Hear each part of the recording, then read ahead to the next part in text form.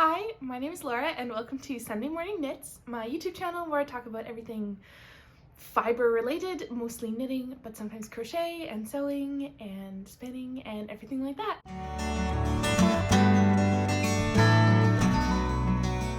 So today I have a very special video for you. I am doing a what I made in 2023 roundup. Now, I made a lot of gifts this year, so I don't have every single thing that I made, in which case I will put photos somewhere around here. But I'm very, very excited for this video. I've never done one of these before, and I can't wait to kind of go back through and take a look at everything that I made. So, to start off really quickly, the sweater that I'm wearing is my Versatile sweater by Gregoria Fibers. It is in horrendous condition because this is hands down my #1 most worn sweater ever. So please forgive the terrible condition that it is in. I just love this sweater so much. I have plans to make another one. So yeah, please forgive this. Okay, so I did the math last night and I made 20 items in total this year in knitting. I have a couple of sewing FOs, but I'm not going to talk about those in this episode. This is just going to be what I knit in 2023. So in total, I made 3 tops. So this includes sweaters, a baby sweater, and a tank top, and then 17 accessories. Sorry, if you see me looking this way, it's because this is where my notes are. So in terms of sweaters, the first one that I finished was this super adorable baby sweater. This is the Nino jumper by Catherine von Blumenthal. I just think it is the cutest thing I have ever knit in my entire life. Like, look at this. This was made using Little Wing Fibers club yarn. I think this was the February club yarn. And I just think it is the absolute cutest thing I have ever made in my life. I will absolutely be making more baby knits this year because they're so easy and they're so cute and they make me very happy. The next thing that I finished was the Sugar Boo Bralette by Kadri. Now, I have this somewhere in my apartment, but I actually don't know where it is. This has nothing to do with the pattern. The pattern is wonderful, but I did not like how it turned out. I made mine with scrap yarn that I had left over from a sock project and mohair that I had left over from somewhere. I can't remember where the mohair came from. And it was just too short. It did not work out, and then I made the straps way too long because I didn't measure them, and then I undid the straps and redid the straps to be the correct length, and then it turns out that I had done the straps to the wrong corners of the sweater, so it didn't work, or the bralette, so it didn't work out either, and I just have not had the energy to frog the straps for a third time and redo them. So the Sugar Boo bralette pattern is wonderful, but it did not work out for me at all. So that was the next thing that I finished. The final sweater that I finished was my Sarin sweater by Kadri. Now, if you've watched some of my podcasts, you'll see that I've been working on this for a long time. I started this sweater in like the very end of June, very beginning of July, because I wanted to bring it to the Netherlands with me so that I could have a project to work on while I was there. I didn't end up working on it, I think, at all while I was in the Netherlands. Instead, I ended up knitting socks, which I'll show in a second. And then kind of just worked on it on and off until I finished it this December. I really loved that sweater. It took me forever to make, but not because I didn't like it. I had never done a raglan before, so that was something I learned this past year, which was really cool. I loved the yarn that I used. It was hand-dyed yarn by Little Fibre Co, formerly the Yarn Addict Co, in the DK non-superwash base in the color Misty Mornings. It is absolutely stunning. I started wearing that sweater immediately as soon as I finished it. I have not actually blocked this sweater yet. I will do that soon, I promise. I don't have that one with me today or I'd show you, but I accidentally left it at my boyfriend's house. So I will get that back this weekend. In the meantime, please enjoy photos. Yeah, hands down, a fantastic sweater. I absolutely loved it. I'm very proud that I made it.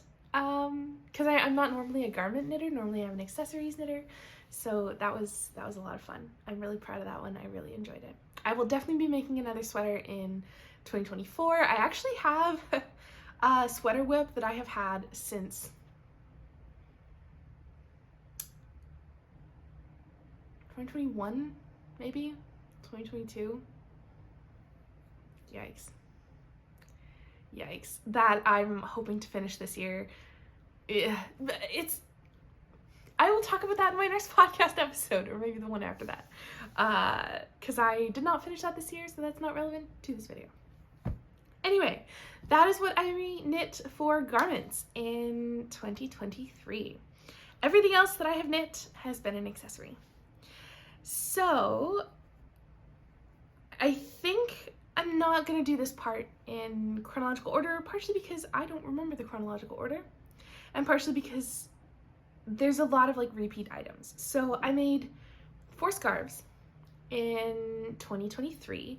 I made 2 Sophie scarves and 2 Sophie shawls. So my first Sophie scarf was this one. It was made with Ravenswood Fibre Co yarn in the color Forget Me Nots. I have had this yarn in stash for so long and was just like, yeah, no, it's totally time to turn this into something. And I wasn't in the mood to make another pair of socks, probably because I had several pairs of socks on the go at the time. So I was like, you know what, everyone's knitting Sophie scarves and Sophie shawls, so I may as well jump on the bandwagon. And I knit this and I absolutely loved it. Now, I live in Los Angeles, so I don't really have a ton of opportunities to wear wool scarves, but I do have plans to move out of LA at some point and into a colder climate because I miss the cold. So this will absolutely come in handy. I can't wait. The second Sophie scarf that I knit, I actually gifted to a friend. That one was knit with Fireweed Fibre Co. I don't remember the base, but it had cashmere and nylon and merino wool in it. I also don't remember the color. Yikes. That was gifted to a friend for their birthday. It was, again, another really beautiful color combination. I really liked that one because it kind of, there was like hot pink in it and it like popped really well in the scarf. So that was a lot of fun to knit. I really enjoyed that one. Then I knit 2 Sophie shawls. So this was the first one that I knit. I actually think I knit this before I knit my Sophie scarf. This was a disaster because I did not keep track of where I was doing my increases and decreases. So it's kind of just like a wonky parallelogram, which is fine. You can't tell when I'm wearing it. And I don't think anyone who's not a knitter, so literally everybody else, no one's gonna notice that it's not to pattern, but I notice and it bothers me. But that's okay, I still wear this all the time. I made this with the Sandus Garn Alpaca Wool in one of their browns. I'm drawing a blank on what brown it was. And I enjoyed it so much, I pretty much immediately cast on a second Sophie shawl for my cousin. I gifted it to her for Christmas. I did that one in the color Caramel or Camel in the exact same wool, which you would have seen if you watched any of my previous podcasts. I actually finished that I finished that shawl at her place a couple days before Christmas because we were having a sleepover. And then when I gifted it to her on Christmas, she laughed so hard. She was like, you just finished this at my house. And I was like, yes, I did. Yes, so I had a ton of fun knitting both of those. That Sophie shawl turned out so much better. I kept track of where I did all my increases and decreases, and it actually looks like a Sophie shawl. The one thing I did not do is I did not block these two because I wanted them to retain the like squish that this stitch has. I'm drawing a blank on what this stitch is called. Oh boy, I am still on vacation brain. I wanted to retain the squish as long as I possibly could. So eventually this will get blocked and I'm sure my cousin will wash her scarf at some point, but I wanted to retain the squish as long as I possibly could. Yeah. And that's what I made for scarves this year. Now, in terms of socks, I made a ton of socks. Many of them were my own patterns. Some of them I turned into patterns and some of them I did not. I also did a couple test knits, which was a lot of fun too. My very first pair of socks was, I think, these ones. These are my Nocturnal Socks that I released as a pattern a couple months ago. It's a free pattern on Ravelry, so feel free to go check it out. These I started knitting while I was in the Netherlands with yarn that I picked up in the Netherlands. I cannot remember what the yarn is. It's all linked on my Ravelry page, so if you want to know, go check it out there. Yeah, this was the first pair of socks that I made. It just has like a stretchy ribbed cuff all the way down to the heel, and then you have the heel and then just a normal stockinette sock body. I absolutely love these socks. I unfortunately knit these ones a little bit too small for my foot, so I haven't worn them a ton. I wore them a little bit this past Christmas, and they're very, very soft, but again, don't fit quite right. I then knit a second pair of these for a friend, and I knit that one in the Little Wing Fibers club yarn in, it was Painted Skies. I can't remember what month that was, but it was, the color was called Painted Skies, and I shipped that off to him for Christmas. He loves them. Hopefully they're keeping his feet nice and warm. So yeah, 2 pairs of Nocturnal socks. I love both of them. I really love this pattern. I love how it turned out. I love how this part like hugs the foot all the way down to the ankle. I love how it turned out. It made me so happy.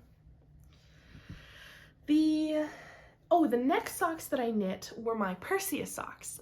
This is another pattern that I released on Ravelry for free. These ones I actually made for my boyfriend, and I gifted them to him, so I don't have them on me today. Those are at his place with him. I really loved that sock as well. That was knit with scraps that I had, so I knit it with the Fibre Goddess colorway that I got a long time ago. I can't remember. I knit socks out of it a long time ago and had enough left, surprisingly. And the Hermes color by Paisley Knits from the Gods collection. I love how that sock turned out. I loved the kind of like varsity stripe vibe that I got from it. I loved the combination of the blue and the yellow. My boyfriend loved it too. So those socks were a ton of fun. I'm really happy I did those. I'd love to knit another pair coming up soon, maybe a pair for me. We shall see. Who knows? The next socks I knit were these ones. These are my Iris socks. Now, I have not released these as a pattern yet. I'm debating whether or not I should. These were my most chaotic knit of 2023. I knit 2 completely different sizes. I blocked them as completely different sizes. I just messed up a lot in these socks, but who cares? They're just for me. So I still wear these all the time. They're very comfy. I really love them. I absolutely adore this yarn. This is from Sunday Fibre Co in BC, Canada. It is the colorway Stardust. So the main colorway is Stardust and the contrast is Mermaid. Yeah, I just think this is the most beautiful combination ever. I really hope she brings Stardust back. She doesn't have it at the moment. So we shall see. But either way, I absolutely love it. I would make so many sweaters out of this colorway. Oh, yes. This pattern was really fun because I did kind of purl bumps in different places. So I did like purl bumps here, and I did a purl bump around the heel, and then again before the stripe on the bottom of the toe. I don't know if you can see that. But yeah, because they were so chaotic to knit, I was like, I'm not writing this up as a pattern. But if you'd like to see them as a pattern, please let me know in the comments and I will consider writing them up. They were a lot of fun and I really do like how they turned out, but I think I need to reknit them in like a less chaotic fashion. Oh, then I knit the Basic Fine Sock by Patons. I don't know which one it is. I knit their Basic Fine Sock and I used a colorway from Things Created Equal, which is an Alberta-based dyer. I gifted those to my brother for Christmas, so I don't have them on me, but again, there'll be a photo somewhere. I really liked knitting those socks. Those were very simple, not a slog, but like a nice, I didn't have to think while knitting those because I have knit that pattern like 5 million times. So I really enjoyed those. Those were a ton of fun. I hope they hold up well.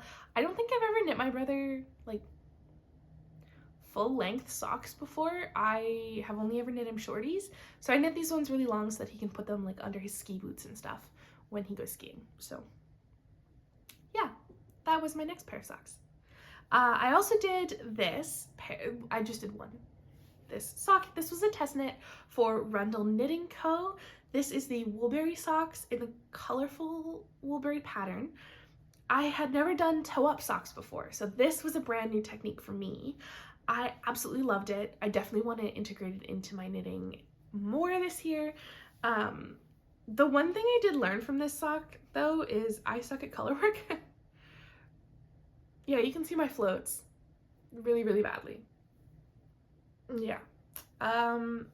So I need to work on that, obviously. Now, this wasn't actually the first time I've done color work, and I've never actually had this issue before. Not that I can think of. I've done a handful of color work projects. I did the My Dear sweater, which was my very first sweater, and also my very first time doing color work. And you can't see my floats at that.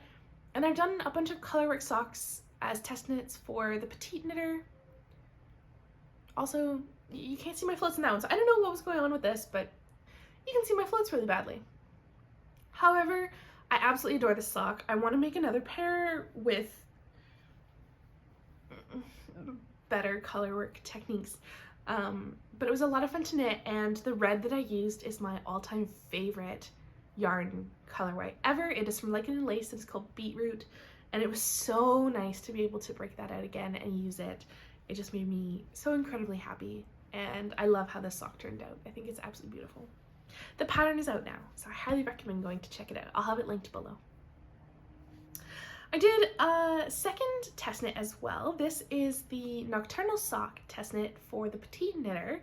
I absolutely adore this because it's little cats and moons. I know you can't really tell because, again, I was working on my color work, but if you go check out her version of this sock, it's really clear that they're cats and moons. So cute. I love everything the Petite Knitter does. I have pre-ordered her book already because I am so excited. I pre-ordered it the day she announced it. I'm very, very excited. I've test knit for her a couple times before. I did the caribou socks. I did another sock that is on my Ravelry page that I can't quite remember what it's called, and then this one, and they've all just been absolutely wonderful knits. She's such a fantastic pattern designer and pattern writer. Everything is super clear and super well thought out and just absolutely beautiful. And I love her bunny. I love bunnies. I used to have a bunny. I want one again someday. I used to rescue bunnies. I used to foster bunnies, and her bunny is just so cute. I love bunnies. So yeah, highly recommend this pattern too. I love how the foot turned out. Like, I love the color work pattern on the foot. It's just absolutely fantastic. Oh, and I knit this with Cascade Superwash, which I had never knit with before, but I surprisingly really like. I'll definitely be using that again in the future. Oh, I forgot to talk about the other yarns that I used for this. The green is Sunday, Santa's Grand Sunday, held double, and the cream is Double Sunday in the whipped cream color. I made 2 other pairs of socks this year. Both of them were the Patons or Patons worsted weight simple sock, and I just modified the colors a little bit, did like a contrast cuff and a contrast toe and a contrast heel. I knit 2 pairs of those for my boyfriend's mom and her partner. I gifted them to them for Christmas, so I don't have those with me either today. I don't think those even made it up on Instagram, actually. I, again, have knit that pattern like 800 times in my life, so if I made any changes to it, which I'm sure I did, I put those in my Ravelry page. And I used, oh, what did I use? Oh, for his socks, I used a skein of Knit Picks Eco, the undyed Eco yarn. I can't remember the colorway because I've had it forever. And then for his mom's sock, I used a couple skeins of Quince & Co that I had in stash. I think. I hope. I think I used the Quince & Co that I had in stash, and I've had it in stash for so long, and like skeined and like caked up, I mean, so I don't remember what colorway that was in either. But yeah, I'll put pictures somewhere. They really loved them, which made me really happy. I hope they get good wear out of them. And I think that was it for socks that I knit this year. Now I knit 2 mitten patterns. The first one that I knit was this one. This is the Washington Boulevard pattern. It's a free pattern on Ravelry by Alicia DeHart. I absolutely love this pattern. I have plans to knit it again fairly soon, actually. These are a Christmas present for a friend that I have to mail to her because we unfortunately weren't able to meet up when I was back home. But yeah, fantastic pattern. I used the January Club colorway by Little Wing Fibre Co. They turned out super well. They turned out really tiny, but I think she has tiny hands like I do, so I think it'll be totally fine. I didn't gauge swatch for these, so they are definitely supposed to be bigger. I just didn't gauge swatch. Oh, hi, kitty. So Washington Boulevard mittens, these are going to a friend. I really loved this pattern. It was really easy. I haven't knit mittens in a long time. Oh, there's a cat that's rolled over on my legs asking for belly rubs. She's so cute.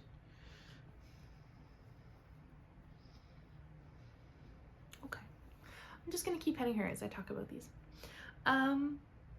Yeah, I hadn't knit mittens in a long time. Pattern was super easy to follow, well written. I didn't catch any mistakes. Alicia DeHart did an absolutely fantastic job. I love these mittens. I will be making them again. The other ones that I made were fingerless mittens or fingerless gloves. I think people say fingerless gloves. I made up the pattern for it, so there's no pattern, and they are a Christmas gift for a friend who is not back yet, but I will be gifting them to her ASAP. That one was really fun. I got to use a leftover skein of yarn. I actually don't remember where that yarn came from. I know it was a Christmas gift from my ex's mom, but I can't actually remember what yarn it was. I used that for her mittens. They're for the fingerless gloves. They're really beautiful, so I really hope she likes them. And they were a ton of fun to knit as well. So yeah, maybe I'll be making some of those. Actually, I totally will be making more of those soon because I'm going to knit my boyfriend's mom fingerless mittens, fingerless gloves. So you'll see those in the podcast coming up soon. And I think the last thing, or last things that I have to talk about are hats. This year I knit 2 hats. I knit a Musselburgh hat and I knit a weekend hat by Petite Knit. The Musselburgh hat was kind of a time and a half. My dad is very picky about what he wants in hats. I knit him a hat for Christmas last year and he was like, it's cute, but I like something different. And I was like, okay. So I didn't start it until I got home for Christmas. So I had a week to do it, which is totally fine. I can absolutely knit a hat in a week. Oh my God. And I found the Musselburgh pattern and I was like, okay, I'm totally gonna do this. And I picked out 2 different colors of worsted weight yarn. I used, I think Patons, again, I don't know, a dark gray and a cranberry color that I've had for literal years. And cast it on, thought I checked my gauge properly. It came out way too big. So I frogged it, started again, did the same thing, came out way too big. And then was like, are you kidding me? Eventually got it right. On the 3rd try, I got it right. But oh boy, that was a time starting off that hat. The rest of the hat ended up super quick. I had to do a little bit of math to figure out where to like break the colors. My dad did not want a brim. He did not want it to roll up, so hence why I picked the Musselburgh hat, because I knew that would stop it from like rolling up. And I had to do the math of like how long my dad's head was and then like figure out where to break the colors, but worked out totally fine in the end. Yeah, that was a really fun hat pattern to knit. I'm actually gonna be doing another one coming up here for my boyfriend. I already have the yarn for it. yeah, my dad absolutely loved the hat. It fit perfectly. I love that it was reversible and that there's 2 different colors so that he can kind of choose what side he wants to wear it on depending on his outfit, which I think was a lot of fun. I was inspired by Knitting Natty to do that. I saw her video on the Musselburgh hat and all the different modifications that she'd made and was like, I'm totally going to do that, and it turned out so well. So thank you, Natalie. I really appreciate that video, and my dad does as well. Yeah, so that was technically, I guess that was the second hat that I knit, because the first hat that I knit was the weekend hat by the Petite Knit, or by Petite Knit. Okay, so when I made this, I was absolutely in love with it. I love the pattern, and I especially love the yarn. This is hands down my favorite yarn. It is the Camellia Fibre Co worsted yarn. It is so soft and so squishy and just absolutely stunning. I love the colorway. This is the color Primrose. I think it's stunningly beautiful, exactly my colors. It's just my favorite thing ever. And then I blocked it, and I guess my blocking pins rusted because there are rust stains on one side of the brim. I don't know how to get these out. So if you know how to get rust stains out of yarn, please comment below. I am kind of heartbroken about this because I adore this hat, and I can't believe my blocking pins rusted. Like, I will be ordering far higher quality blocking pins coming up soon because I don't want this to happen again. But yeah, from the front, it is still my favorite hat ever. I usually just wear the rust side to the back so you can't really see it, but broke my heart. I really love this hat. I have more CFC yarn in the mail on its way to me, and I'm so excited because it is the most beautiful yarn I have ever knit with in my entire life. I cannot wait. I will show you in my next podcast or the one after, depending on when it arrives. Yeah, I'm very, very, very excited.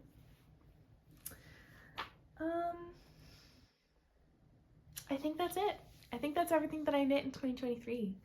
I learned a lot this year, not just in terms of like techniques, like doing the toe-up socks and things like that, or doing like the I-cord edge on the Sophie shawl. I'd never done that before. But I think I got a better sense of like what I like and colors that look good on me and how to write patterns better. Yeah, it's been a very interesting year knit-wise. I definitely learned that I prefer non-superwash over superwash yarns. I hand wash all of my knits no matter what. I don't think I've ever put a knit in the washing machine, so I don't really need the superwash, and I like how warm non-superwash yarns are. I like that it's a little bit scratchier. I don't mind that. It doesn't bother me. So I really enjoy that as well, and I love how colors look on non-superwash yarns. I know Little Fibre Co just switched over to completely, like, all of her colorways are now, or all of her bases are now non-superwash, and I think the way the colors look on that base, on non-superwash bases, are just stunning. I love that she did that. I am so excited. And I just love the way that it holds the yarn. That being said, I'm pretty sure this is a superwash. So I guess this is the exception to me loving non-superwash more than superwash. I think this is the exception. But yeah, so non-superwash for the most part, I absolutely love so much. I knit a lot of pink this year, which made me very happy because I love pink. I was always kind of, I see all of those huge Instagram knitters who basically only knit in neutrals and like beige and brown and creams and stuff like that, and I've always wanted to be like them and knit in colors like they knit. And don't get me wrong, I do love these colors. Like, I think they're absolutely stunning. Like I said, this is my #1 most worn sweater ever, and I wear this all the time, but I don't want to be afraid to knit with other colors that I love too, like pinks. So I really broke out of that this year, knit a ton in pink. It made me so happy. I have more pink to come. I have actually ordered a sweater's quantity of dark red yarn that I am deeply excited to knit with as well, to try to help me break out of the, like, I have to be like these really famous Instagram knitters. And I'm very excited about that too.